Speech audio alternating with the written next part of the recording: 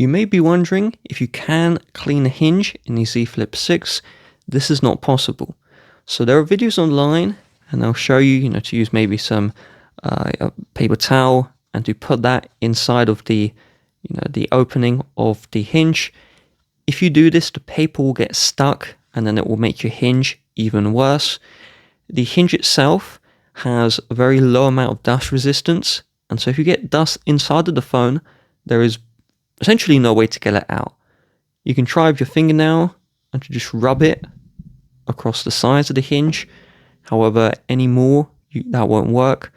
I even saw a video saying to put isopropyl alcohol inside of the hinge.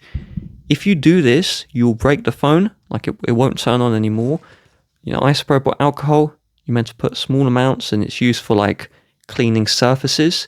However, if the isopropyl alcohol enters the phone, it will break the motherboard, so the phone won't turn on.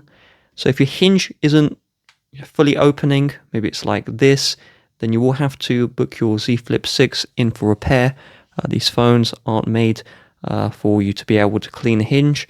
So if dust does get in, you have to repair. That's the only way forward.